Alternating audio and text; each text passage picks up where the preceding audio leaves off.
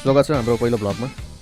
र आज हामी स्पेसियल्ली गाडी धुनको लागि र केही खानाको लागि हामी गइरहेका छौँ। त्यो तपाईँलाई म अवश्य नै अहिले देखाउनेछु। अहिले हामी ड्राइभ गर्दैछौँ। केही खास छैन, सबै कुरो सामान्य छ, सामान्य दिन छ। विन्टरको समयमा पनि घाम लागिरहेको छ, हिउँ पनि परेको छैन, कुनै अनौठो होला जस्तो लाग्दैन। बाटो सबै ठिकै छ, मुड पनि राम्रै छ, सबै कुरो शान्त छ। कहिलेकाहीँ यस्तो दिन हुन्छ नि, न हतार न तनाव, बस बुढाबुढी गाडीमा बस्यो अनि लाग्यो बाटो, दिनलाई आफै बग्न दिँदैछ, कुनै तनावै छैन, कुनै चिन्ता नै छैन। तर त्यस्तै शान्त ड्राइभको बिचमा एउटा कुरा चाहिँ पक्का हुन्छ, त्यो भोक त पक्कै लाग्छ।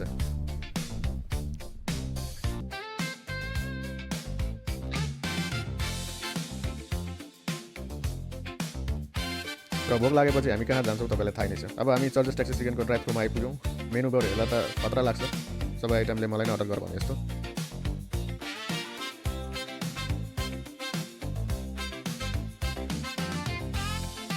ठिक छ, खाना हातमा अघि आइसकेको छ, मिसन सफल भइसकेको छ, कम्तीमा मलाई त्यस्तै लाग्यो। खाना लिएपछि अब गाडीको पालो, आज गाडी धुनुपर्ने भयो।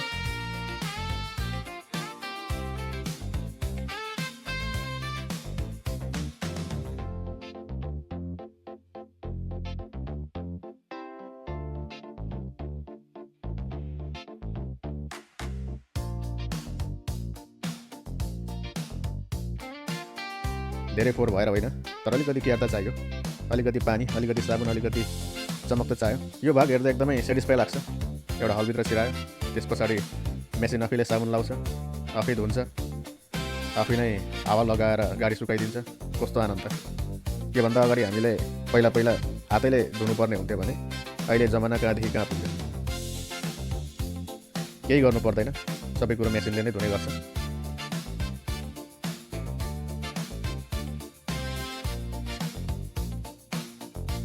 र अब हामीले गाडी धुइसकेका छौँ। अब हामी पार्किङ लटमा गएर बसेर मजाले अहिलेको चिकनलाई हामी लिनेछौँ। अहिलेसम्म सबै ठिकै छ, केही गलत जस्तो लाग्दैन, केही हराए जस्तो लाग्दैन। अब खानाको समय। यहाँ फ्राइस तपाईँहरूले देखिरहनु भएको छ, यसलाई चाहिँ क्रिङ्कल फ्राइस भनेर भन्ने गरिन्छ। यो चाहिँ आलु हो र यो अब पालो आएको छ चिकनको। यो चाहिँ साँच्चीकै धेरै पिरो छ भनेर नभनौँ, हाम्रो लागि त नर्मल हो, तर अमेरिकनको लागि चाहिँ पिरो नै हो। अब हामीलाई त डल्ले खोर्सानीको अचार बिना त खानै मन लाग्दैन, तर ठिकैको स्पाइसी छ। यो चाहिँ चिकन हो, यो देखाउन अलिक यो गरेर निकालेर। ल यो चाहिँ चिकन हो, यस्तो हुन्छ टेक्सास सर्ट चिकन। एकदम क्रिस्पी हुन्छ, तर एकदमै स्पाइसी हुन्छ। तर यहाँ चाहिँ बिस्किट छ, यो बिस्किट चाहिँ साह्रै गुलियो हुन्छ, तर हामीलाई चाहिँ मन पर्दैन र हामी खाँदैनौँ। Let's try and let's eat.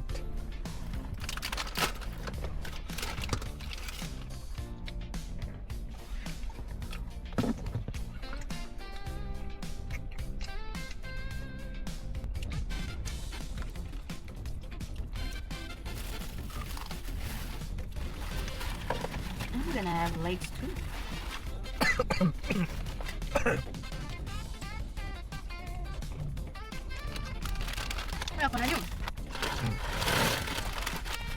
र मजाले खानाको आनन्द लिइरहेका छौँ यहाँनिर।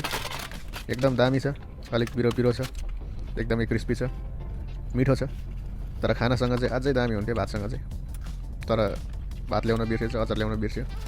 र पनि यतिको पिरोमा दामी छ। तपाईँहरूले पनि नजिकै रेस्टुरेन्ट छ भने तपाईँहरूले गएर ट्राई गर्न सक्नुहुन्छ। रेस्टुरेन्टको नाम मैले तपाईँहरूलाई अघि भनिहालेँ, चर्चेस टेक्सास चिकन। त्यहाँ गएर तपाईँले ट्राई गर्नु सक्नुहुन्छ। कति म्याकडोनल्ड मात्रै खानु, कहिलेकाहीँ नयाँ कुरो पनि त ट्राई गर्नु पऱ्यो। दामी छ, स्पाइसी अनि त्यस्तो गरेर कति छैन, ठिक्कको।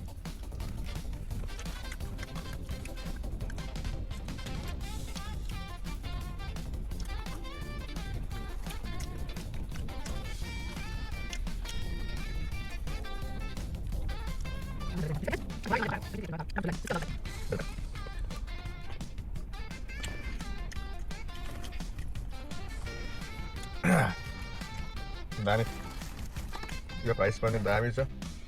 यसलाई चाहिँ के भन्छ, क्रिङ्कल फ्राइस। सुसुले चाहिँ खाँदैन फेरि यो प्राइस दिनुपर्छ कि Bio. Bio. खै के जस्तो देख्छ होला खाऊ न खाऊ भोटेको छोरा पत हौ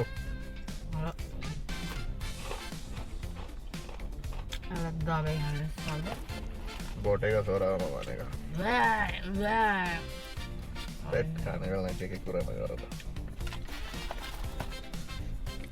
क्रिस्पी चाहिँ एकदम क्रिस्पी ए गाडीभरि गर्छ अरे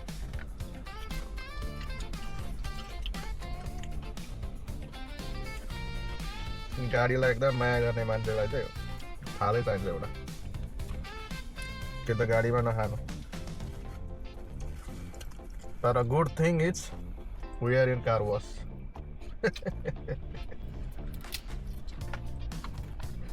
कार वासमा छौँ भाकु खायो झर्छ भ्याकुम लगायो हिँड्यो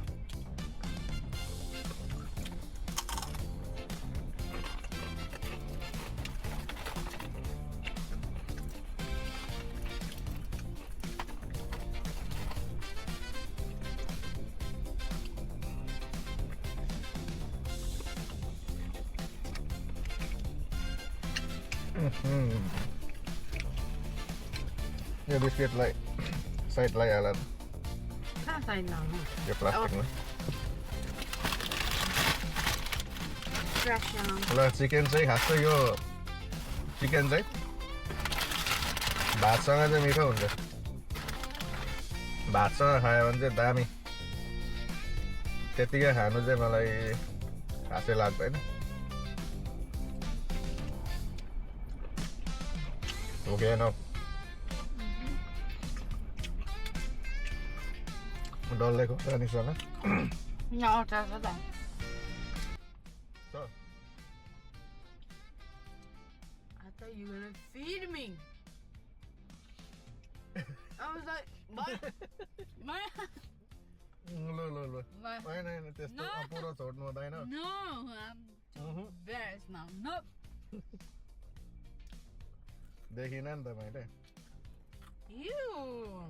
ल छिटो Mm-mm. No, I will have my own chicken. यस्ता छोरी मान्छेलाई गाह्रो पर्छ है पकाउनु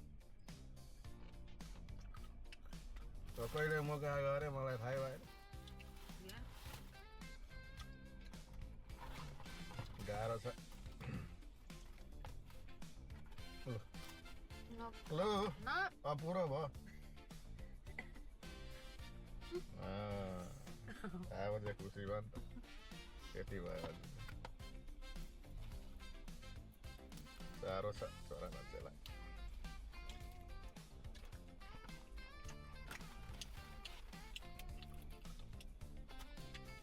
Yung side with the side oil yung daw. But nakakali namin yun. Yung pinapel bago yun. कुन चाहिँ Yay.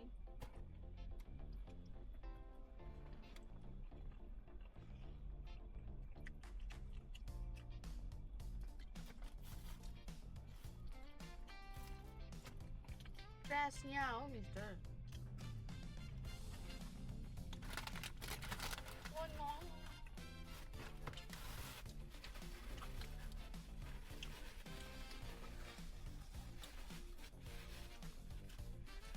ल मलाई चाहिँ भयो Grabe, ano. दामी छ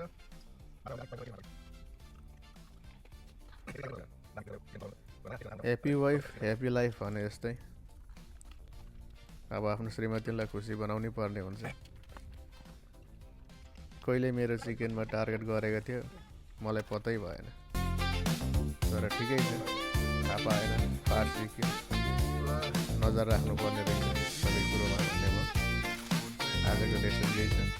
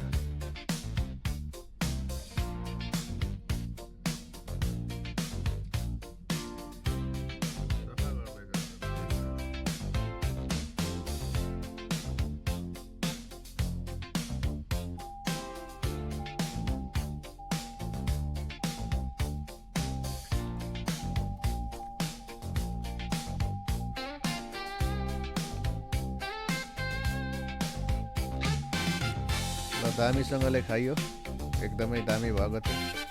फ्राइस पनि खाइयो, चिकन पनि खाइयो, सबै त सकेनौँ। अब अझै मैले अघि नै बताएँ खाना हुनुभए चाहिँ अझै दामी हुन्थ्यो, टाकटुक सकिन्थ्यो होला, तर खाना नभएर चाहिँ खान सकेनौँ। र यो एकदमै कृषि भएकोले गर्दाखेरि गाडीमा खाँदा चाहिँ गाडीमा सबै झर्ने गर्छ। त्यसै कारणले गर्दाखेरि हामी चाहिँ सही ठाउँमा आएको थियौँ, कार वासमा। गाडी त हामीले धोइसक्यौँ, अब हामी बसेर अब हामी भ्याकुम लाउने काम गर्छौँ।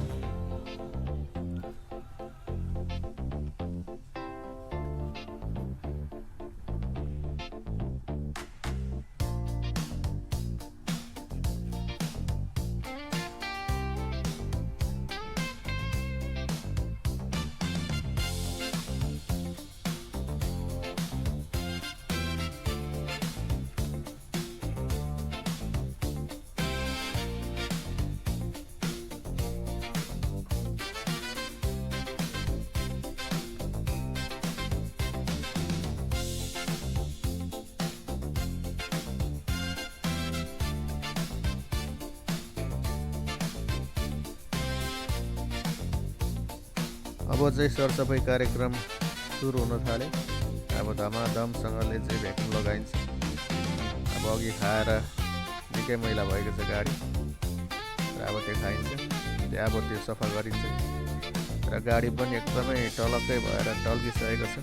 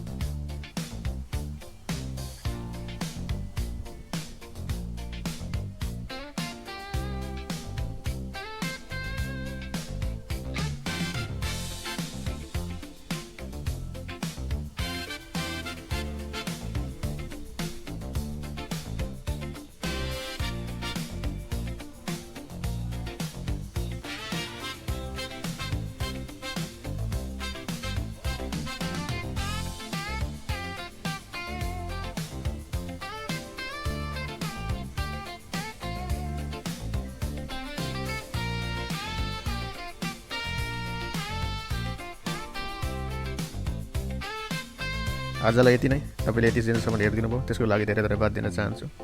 आज यो पहिलो भिडियोबाट धेरै लेसन सिक्यो। अब फेरि अर्को भिडियोमा एकदमै होस पुऱ्याउनु पर्ने रहेछ भनेर अर्को भिडियोमा भेट्नेछौँ। अब अर्को भिडियोलाई एकदमै राम्रोसँगले इम्प्रुभ गरेर तपाईँहरूको बिचमा आउनेछु। त्यति दिनसम्मको लागि हामी दुवैजना बिदाइ माग्न चाहन्छौँ। धन्यवाद।